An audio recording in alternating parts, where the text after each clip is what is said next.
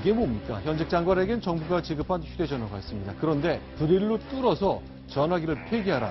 이게 어떻게 된 얘기인지 지금부터 얘기를 나눠보겠습니다. 먼저 최순실 씨 오늘 저 특검에 다시 한번 소환됐는데 그 장면 보고 시작할까요? 네. 이번이 두 번째 강제 소환 되는 모습입니다. 오늘은 그 마스크를 쓰진 않았고요.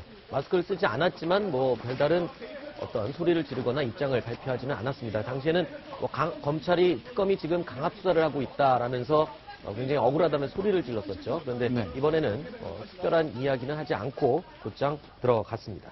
자, 미얀마 대사 얘기 좀 나눠봤으면 좋겠습니다. 어제 저희가 그저께부터 소개해드렸는데 미얀마 대사가 최순실 씨와 면접 보고 대사 결정이 났다는 거 보도가 나왔었지만 부인했다 결국 확인이 된 거죠. 그렇죠. 그러니까 실제로 어제 기자들과 만나서 입장할 때는 굉장히 당당한 모습이었었죠. 사람 잘못 봤다. 내가 누군가의 추천, 즉 최순실 씨의 추천을 통해서 대사로 임명이 됐다. 그리고 어떤 이권 사업에 개입이 됐다라고 얘기를 한다면 그 사람 정말 잘못 본 거다 했는데 특검에 들어가서 3시간 만에 네. 최순실 씨와 만났고 최순실 씨의 추천으로 대사 임명이 됐고 심지어는 최순실 씨 앞에서 소위 말하는 충성맹세도 했다. 열심히 잘해보겠다. 이런 이야기도 했었다는 것까지 모두 시인을 했습니다. 그런데 제가 볼 때요. 난 최순실 씨 모른다고 얘기했고요. 만약에 나를 거기에 임명해서 최순실 씨가 이득을 보려 했다면 사람 잘못 봤다고 얘기해서 저는 깜짝 놀랐습니다. 지금까지 검찰에 출두하면서 저렇게 자신 있게 얘기한 분은 본 적이 없거든요. 그런데 3시간 만에 바뀌었군요. 저는 사실은 조금 반대 생각을 하는 게요. 그러니까 네.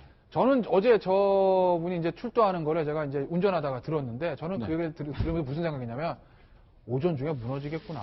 왜냐면 딱 본인이 유리한 것. 이 K 사업이 좌초되지 않았습니까? 네. 그러니까 본인이 법적으로는 꼬리낄 게 없는 거예요. 설사 뭐 면접을 본 게 이제 정치적인 문제는 생길지언정. 네. 그러니까 그 부분만 자신 있게 얘기를 합니다. 네. 사람 잘못 봤어. 난 절대 그거나 찬성하지 않았다. 나 때문에 무산됐으니까 나는 뭐 그 이권에 개입한 거 아니야라고 자신 있게 얘기하고 네. 정말 관심 있는 최순실 씨 면접 봤습니까에 대해서는 특검 들어가서 얘기하겠습니다. 이렇게 고개를 숙이고 나오지 않습니까? 그런 네. 걸 봤을 때 아마 본인도 소환됐을 때 특검이 어느 정도 증거자를 가지고 있는지 언론 통해서 알고 있었을 겁니다. 네. 그렇기 때문에 특검이 그 부분에 대한 어떤 진술 같은 걸 가지고 있는 것도 예상을 했을 거고 그래서 저는 그 모습 자기가 자신 있는 것만 얘기하고 불리한 걸 피해가는 모습을 보면서 아 특검이 증거 하나 들이대면 바로 자백을 하겠구나라고 예상을 했는데 역시 예상대로 3시간 만에 무너졌네요.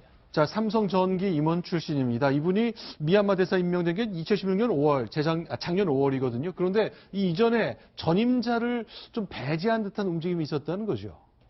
아, 그렇죠. 이제 그 전임 이백순 그 대사를 경질을 하고 그리고 네. 이제 유재경 대사를 임명을 네. 했는데 그때 이제 민정수석실에서 외교부에 어떤 얘기를 했냐면 이중국적 자녀든 외교관을 임명하지 말라 이렇게 얘기를 했다는 겁니다. 근데 이제 이백순 전 대사 아들이 네. 이중국적 맞는 것 같습니다. 근데 문제는 유학 중에 태어났기 때문에 그렇죠. 근데 우리가 이제 이중국적을 문제 삼는 건 단순히 이중국적 자체가 문제가 아니라 그걸 이용해서 병역을 회피하는 것. 이것 때문에 문제 삼는 건 아니겠습니까? 네. 이백순 전 대사의 아들은 이중국적은 맞는데 아버지가 저 미얀마 대사로 임명되기 전에 이미 IT에 파병이 돼가지고 병역을 다 완료했다는 겁니다. 국내도 아니고 해외 파병까지 가서. 그러니까 병역 기피를 목적으로 이중국적 이용한 게 아닌데 그런데 이제 민정수석실에서 이중국적자 아들 둔 사람 정리해! 라고 오더가 내려와가지고 이백순 전 대사 경질이 됐으니 저게 저 신임 대사를 임명하기 위해서 민정수석실에서 사전 작업을 한 것이 아니냐.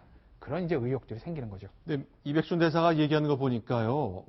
대사급 외교관이면 이제 최고위급 외교관으로 성장한 분인데 이분 얘기가 내가 미얀마 대사로 있을 때 최순실 씨가 관심을 가진 프로젝트가 이거 안 됩니다. 의견을 청와대에 냈다. 그런데 반론을 제기하면 신상에 좋지 않다. 청와대에서 대사한테 이런 말도 쓰나 보죠.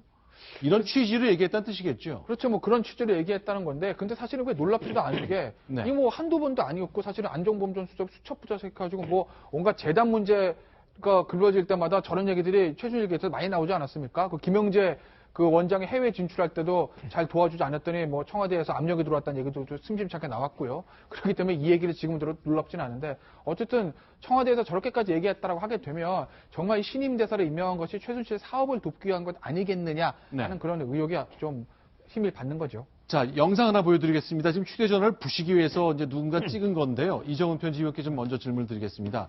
휴대전화를 드릴로 뚫으면 뭐가 좀 많이 달라집니까? 달라지는 걸로 알고 있는데요. 아마 저거 완전히 파쇄를 해야 될 겁니다. 제가 몇 차례 말씀드렸지만 핸드폰 이거 요즘 하도 전자산업이 발달해서 이걸로 도청도 할 수 있고 모든 기록이 다 남습니다. 따라서 저거는 업무용 폰으로 준 건데 저것까지 다 파쇄하는 거는 어떤 과거를 지우고 싶다는 건데 네. 드릴로 뜯고 뭐 아예 기계적으로 완전히 파쇄를 해야 살아남지 않죠. 요즘 같으면 거의 다 살릴 수 있는 걸로 알고 있습니다. 그런데 우리 현직 장관, 차관급한테는 정부에서 업무용 휴대전화 주잖아요. 근데 다 지워버려라. 문제가 된다. 이런 요청 그리고 지시를 했다는 건데 이게 어떻게 된 겁니까? 자 보세요. 이제 도청, 감청을 막기 위해서 이제 장관과 차관한테 주는 업무용 전화인데 보안 칩이 사입되어 있는데 이거를 아예 북한이 해킹했으니까 없애버리라고 지시를 내렸다는 거예요. 의심하는 사람들은 혹시 대통령하고 통화한 기록이 남아있을까봐 그렇게까지 생각한다고 보도가 나오던데요. 그거는 뭐 각자의 생각이겠죠. 근데 네.